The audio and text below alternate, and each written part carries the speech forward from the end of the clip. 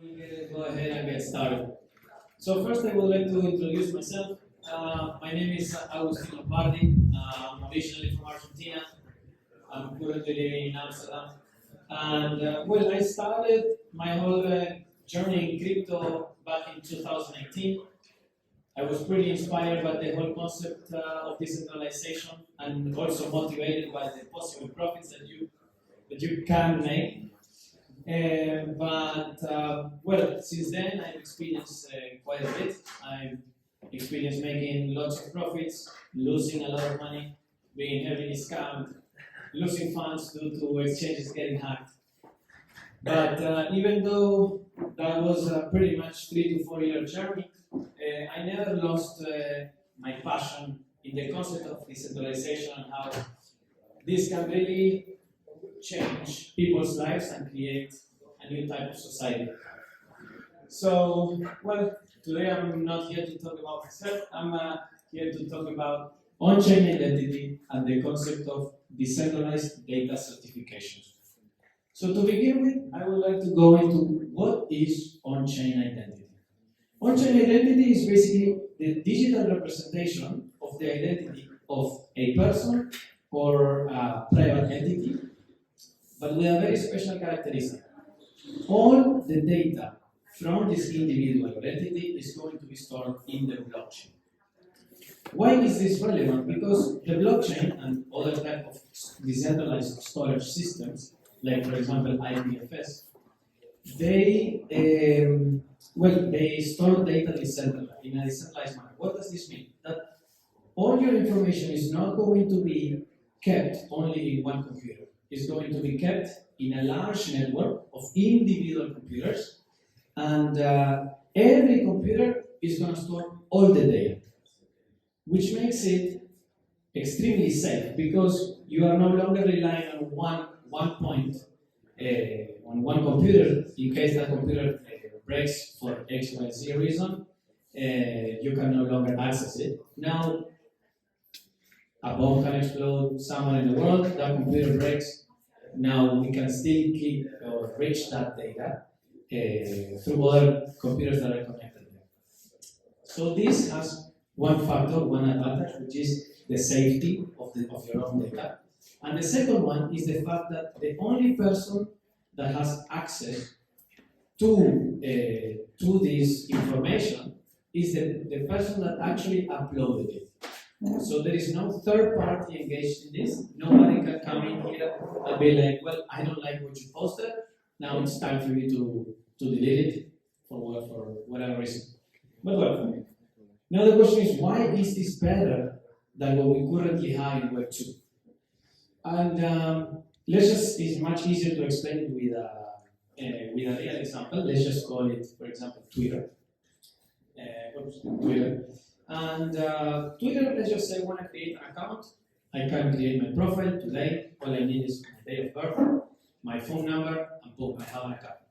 I can go in there, post whatever I want. I can even delete it. Let's just say I don't like something I said 2 months ago. I can go ahead, boom, delete it, which sounds quite nice so far. But the problems start to come up when you want to go into some controversial issues. Let's just say you want to talk about religious affairs or political, whatever. And then let's just say that you start getting quite influential in these topics. And then Twitter comes to you and without any notice, they go ahead, they ban you from that platform just because they think your content is not great. And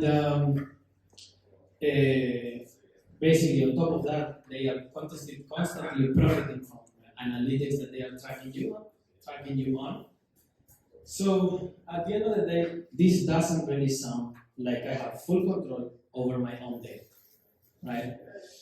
So basically, on-chain identity gives freedom to people and power to people. But this also comes with a large spoon of responsibility, right? Now we have every single human being in the world with the power to post whatever they want. And nobody can tell them, okay, you cannot do this, right? So if we don't do this in a responsible way, we can also end up in quite, hurting ourselves. So, on-chain identity has positives as advantages and disadvantages. And now we're going to go through and discuss 4 of them. Number one is true ownership and decentralization. Number 2 is proof-backed profiles. Number 3, I call it, or people on the web call it as one vote, one person, one vote, and the number 4 will be one address, many accounts. So as I mentioned previously on this first topic, basically true ownership and decentralization. The advantage, as I said before, your data is super safe, right? It's stored in an unbelievable decentralized network where you run no risk of losing it. Number 2, this data is going to be censorship resistant, so nobody can come in here and tell you what to post or not to do, and it's only controlled by you. However, as a disadvantage, we have, for example, people can start uploading inappropriate content, right? They can go ahead and nowadays we are living in a world where decentralized gaming is growing quite fast. Soon we're going to have young individuals engaging in this, and you don't want these people to be having access to maybe data or information that is going to be hurting them, right? So that's one of the disadvantages of this. Then we have proof-backed profiles. This is something that is quite related to the conversation that we were having previously, which is this also leads a little bit into DAOs, decentralized authoritarian organizations. Do we all know more or less what is a DAO? Should I explain it? Yeah? Someone else wants to explain it for me, maybe? It's autonomous. It's autonomous, good. It's exactly decentralized. There's nobody making the decisions. Huh? It's code. Okay, so does anyone want to explain it for me? Maybe? There you go. Boom. Yes. Well, a DAO is a decentralized organization which is autonomous, meaning maybe the microphone doesn't like me there.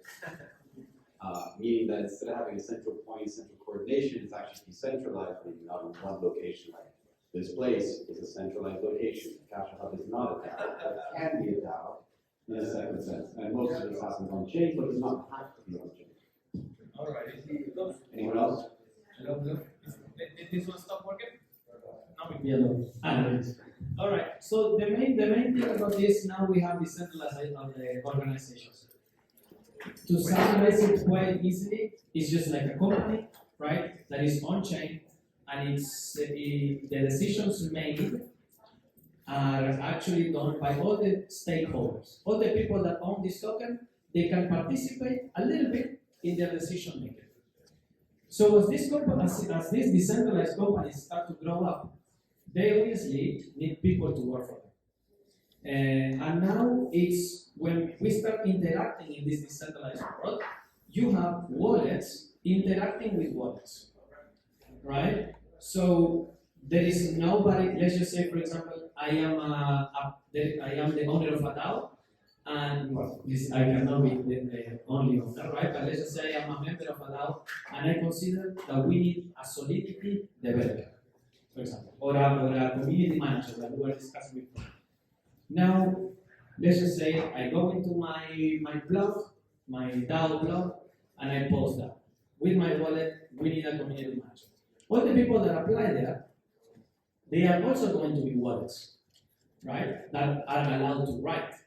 But they will tell me about their background. They will tell me, okay, I work for this company, for that project, so on, so on.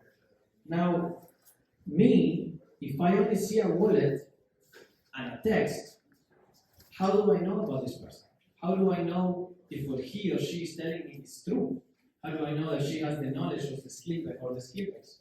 So basically, on-chain identity allows people to upload, for example, in the forms of NFTs, certificates of stuff that they did before, right? And that backs what they say. And that is, it's open source, which means anybody can see this person's skills or what she or he has done. And this can be done to apply for jobs, only using the wallet. But this has a disadvantage, which is anybody can go in there, upload an NFT, and say, hey, I graduated from Harvard, I am an unbelievable engineer, and I need to start a job. But okay, so that's one of the disadvantages. We go into the next one. One person, one vote. As we were discussing about decentralized companies, we mentioned that people vote and participate in this organization according to the amount of holds or shares they have, tokens, we can call it, right? We call it. So, by making sure that each wallet is an individual, now you know that actually the people voting are one person, and it's not just one person that owns 50 wallets and they make it seem like the community is large. But yeah, so that's one of the things. So by making sure that each wallet is one individual and only one, then this increases a lot of trust in the voting process. But as a disadvantage is, we still do not have, there are projects that have already done it, but we don't have a great decentralized KYC process where everybody can actually see and track the private data or the identity of these people. And the final, which is I think one of the best ones that I could not find a disadvantage, which is one address, many accounts. By you having all your data in one wallet, this makes it basically the process of bringing new users into the ecosystem a bit easier. Why? Because with your wallet, you can go to all platforms, and just by connecting your profile, just by connecting your wallet, you have, you log in, you sign in, all your data is stored. So that's quite a positive thing, which improves user experience. So most of the disadvantages could be fixed by one thing, and that is decentralized data certifications. Decentralized data certifications are basically digital certificates that they are in the form of NFTs, but they are verified in a decentralized way. And now we come into a quite big problem, because we say, okay, certificates in the real world, they are centralized, which means I need a lawyer or I need a notary to go in there, sign, and say, yeah, this is true, right? But how do we make this decentralized when we all can agree that blockchain is a decentralized industry, right? So yeah, how can it be decentralized? And here we go, the badge comes to the rescue, right? The badge is the name of a project, the project that I work on. And what is the badge? The badge is a decentralized certification layer for people to bring information from the real world to the blockchain. Okay? The badge created a system in which you can verify data in a decentralized way. These certificates that we issue are called, or we are going to refer them as badges. Okay? And now we're going to go a little bit deeper into how the verification process works. All right? The verification process is divided in 5 steps. We have evidence submission. Obviously, if you want to issue any type of thing, you need evidence. There will be a period for the community to evaluate this, to consider whether it's worth the effort or not. Then there will be a process where your information can be challenged. Then we have an arbitration process, which is with someone, or I will explain later how the decision is made whether your data is true or not. And finally, we have a resolution, whether you receive your badge, your certificate, or not. And now we go into the first step, which is evidence submission. So this is very simple.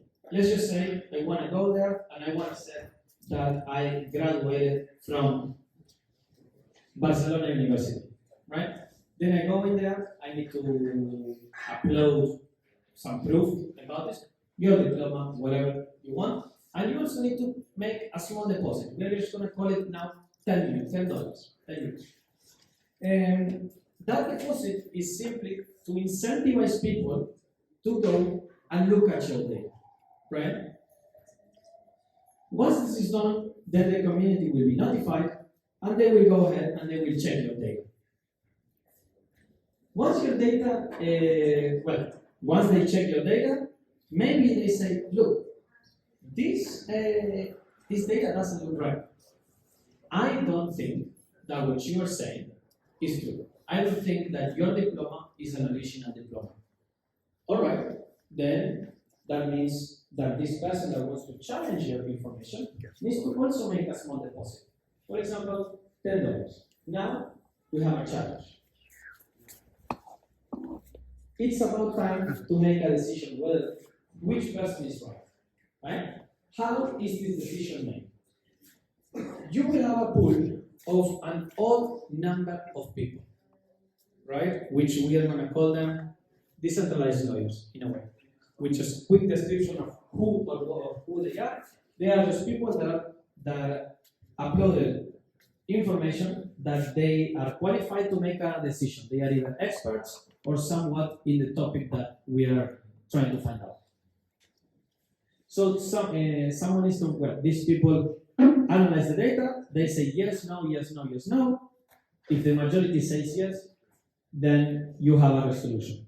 Then the person that wins the challenge, right, is going to take all the financial incentive, the deposit from the person that is trying to create a certificate, and the deposit from the challenger. So they are basically making money. The community will be able to make money by engaging in the program. So yeah, if there is no challenge, if everybody thinks that your data is true, your evidence is true, then you go ahead and you take your badge home. And you can start, you can go, and basically, yeah, we get further into that. So well, this is the next question. Does the badge, or are these decentralized data certifications, can they be potentially used in other areas? And the answer is yes. So for example, we can start with the first thing. For example, we have experienced in the last multiple years, these scams basically in the industry. And then you need to make a decision. You need to come up with, for example, with a sort of standardized system, whether to make a decision whether this project is a scam or not. And in the real world, we have, for example, the Howey test. The Howey test is going to tell you whether a company issues securities, or is valid or work in the real world. So it's basically, we are creating a concept that is called decentralized compliance. After that, once you have a backed proof profile by using your wallet, you can start applying for jobs, and people do no longer need to start believing in you. They have proof that what you are saying is true. Further down, we say, this is one of my favorites. Let's just say that, for example, you have a non-profit organization. And you are saying, okay, I really know that in the Web3 world, there is tons of money, and there is people that are willing to donate. So with my non-profit organization, I say, okay, I want to raise funds in the Web3. All right, but now we have a big problem. Because you can go somewhere, you can post your wallet, you can say, hey, I am, Barcelona charity, and I want to raise $100,000 to build a small school. Now the investors are going to go there, they're going to look at it, and they will be like, okay, is Barcelona charity a real organization? Is Barcelona charity really using the funds to build a school, or they are all making a trip to New York? Who knows? So we will be able to connect or to prove through our community, like, right, let's just say we have a community in Barcelona. They will be able to go ahead, check in public databases, they will be like, all right, yeah, Barcelona charity actually exists, so we will have multiple entries saying that. If people disagree, they will challenge that, and the same arbitration process will keep going. So we will be able to really connect the real world with the blockchain. Oops, sorry. Then we have, well, as I mentioned previously, we are able to certificate or issue if you, for example, finish the course. Let's just say you are educating yourself in Solidity or any type of development, developer stuff, and you went to Udemy, you did a course, and now you can say that you know that. So we can verify that. Then we have, this is another good one that I really like, which is called proof of decentralization.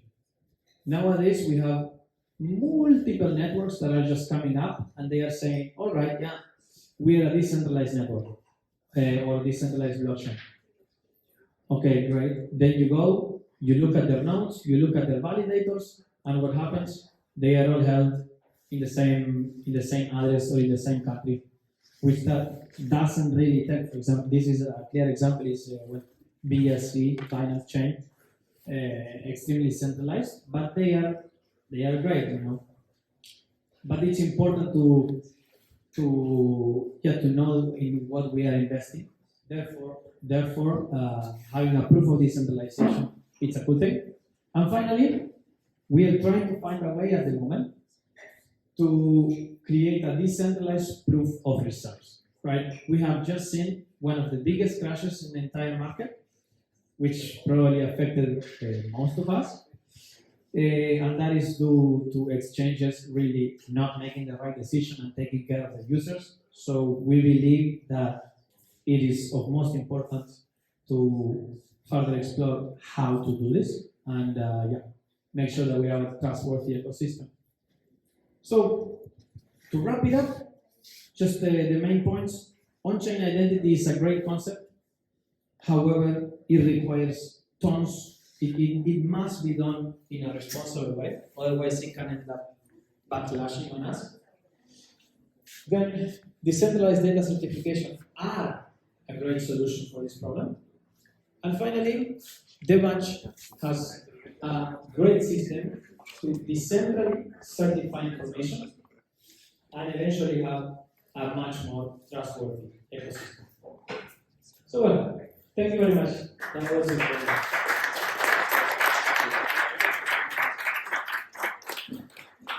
Yeah, now we are open for questions. There you go. Let's do a circle to do this question with the debate. Good. Circle the chair.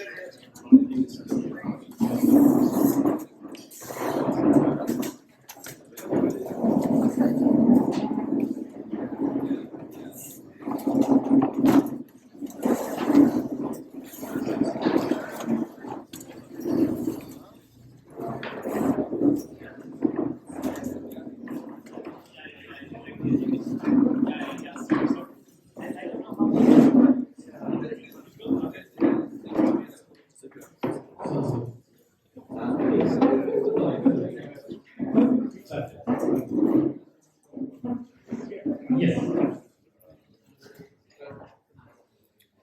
Thanks. Photo.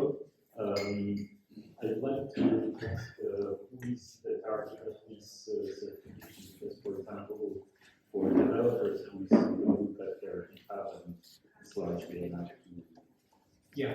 So any actually the target audience is anyone. For example, with developers, there is pretty much so far you cannot really verify. You have their wallet, but when they apply for the job, for example, No wallet, simply sign with their key that they use for GitHub submissions, and you know that the corresponding GitHub code will be made by this person. yeah, that's a way of verifying that. But let's just say now you are applying for a DAO job, right? Now, how can the person that receives the application form, they will see their wallet and they will say, okay, this is my GitHub link, right? Okay, how do I know that this wallet is connected to this person? Because it's signed with this part of the wallet and the SSH that's in the code. Right. And So that is probably a pretty nice way to do it. You know, in case you want to verify your GitHub, right? my point is that everything else is not a verification for the developer. Like, how do we know that this is the right person to submit the code? It's anything else. Like, I don't see anything else that you can do to prove that. Well, so first, there could be a potential ID, actual identity, right? Where you need to engage in decentralized KYC process, right? How do you link these to the platform? Well, so we actually created a system. So in a short way, I'm not the most developer guys, but the way this works is you have so we give someone, for example, when they log into the platform, then they go ahead and they will receive something that they need to issue a GitHub basically commit, right, with a certain secret something that they will receive. And once they issue the commit, now we know that this wallet is related to that, right? So that's how we verify the GitHub. Yeah, okay.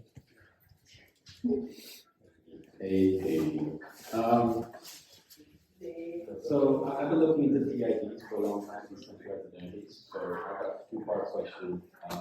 There's a platform right now, can you actually use it? Am I able to log in today and make a certificate and put my information and have this process happen? No, it's still building, right? Basically, it's going to be quite a long process because it's not an easy. It engages tons of parts. We expect that it should be done by the beginning of 2024. Right?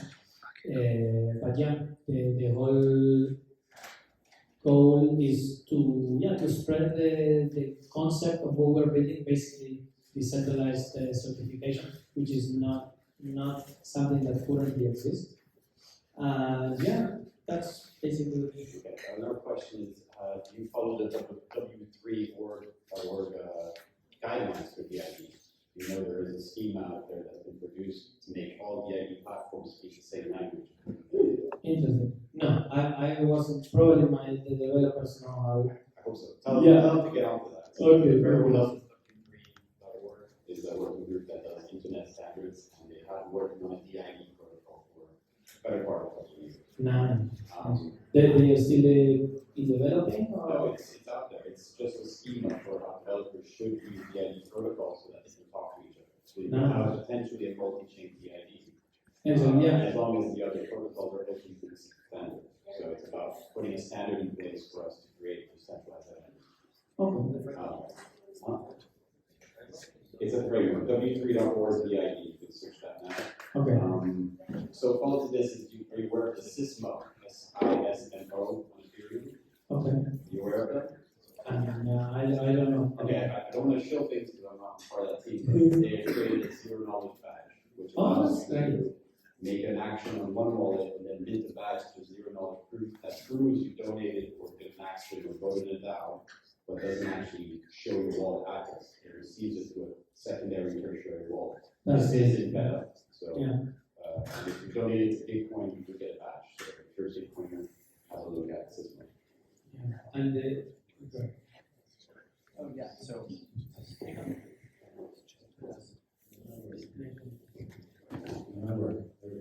So shout out to you for bringing up W3. That's super cool because I was also going to ask about W3. I wouldn't necessarily follow the CL because having that too. So I think a number of people for the presentation. I think what the is doing is really cool. I know when it comes to on-chain identity, the first thing I think about years ago is 3box, right? So 3box was early on, 3box became ceramic, and then Zerato you got like a number of people that are trying to do like verified credentials attached to a DID, essentially create these like, that's called a decentralized license, right? Where now if somebody's like interested in like how you got a DC or a company that's like trying to like hire somebody, instead of going through, I would say, the barber task, let me see your CV, and let's go through that process. Let's go ahead and let's observe a wallet, and let's on-chain very easily see, because there's a DOD attached to it, that has a compliance of W3 as a schema provided, that then kind of proves the authenticity to this. I guess my question would then be, how does the badge maybe kind of try to like separate from some of the competitors that I think are trying to rush toward this on-chain identifier? Because KYC can be a very tumultuous thing. A lot of people don't want to be doxxed, myself included. So it's just like when it comes to like really starting to verify, oh, Robbie went to this Udemy thing and he did this, or he went to 101XYZ or whatever, and then throw that all on without necessarily me having to give up too much personal information. What are some of the strategies? Yeah, so actually currently we are exploring into the ZK, the whole zero knowledge stuff that we hope we can integrate. But what I think makes really the badge unique is the concept that we are not fully a decentralized identity thing, right? Even though I did the Onchain ID presentation, right? But we are trying to expand into a lot more industries and a large field of work, which is, for example, fundraising, right? Being our main goal is being able to connect the real world information, right? And bring it on chain. Either it could be identity data, it could be, for example, fundraising, or even just also collaborating in creating standards in a way where we all can trust each other, even though it is through a wallet, right? So that's the spirit behind it. That's what I think makes us unique. We don't just go straight into on-chain ID. We want to create standards for way more things.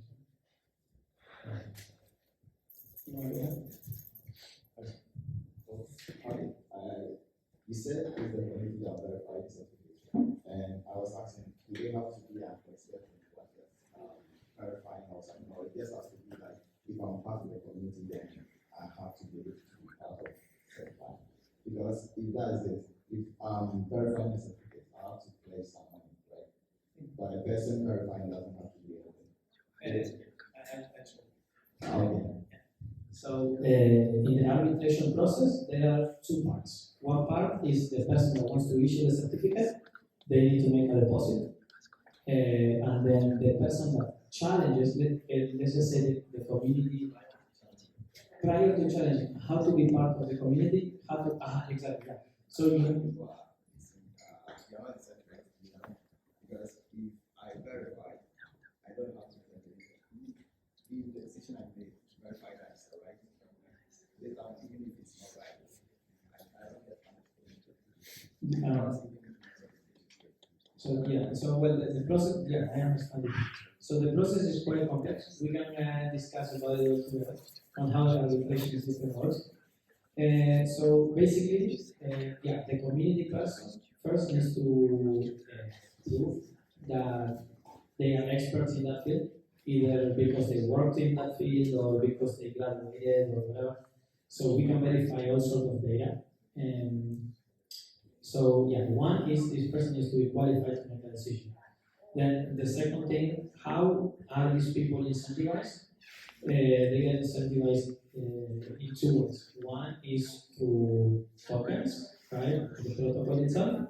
And the second is if they go ahead and they challenge a deposit. Let's just say the person that wants to certify, I put $10 down on the table and I say, okay, here are my $10. Someone, let's just say from you guys are experts in the topic, and they say, okay, I want to challenge this because this is not true. So you guys will go ahead and put $10 on the table. And now we start the arbitration system. And now the winner, let's just say that the information is actually false. Then the challenger takes 2 years. Right? And there are also systems to punishment and how to prevent, being bravery, this is called, like trying to give money for someone to make the right decision, right? to in your favor.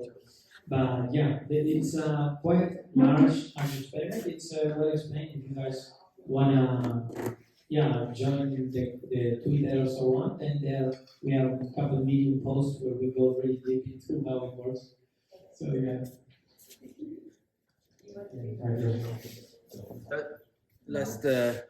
Last comment or question, please. Hi, can you hear me? Yeah. Adam, yes. My name is Danny. Thanks for the talk. Yeah, Very pleasure. interesting.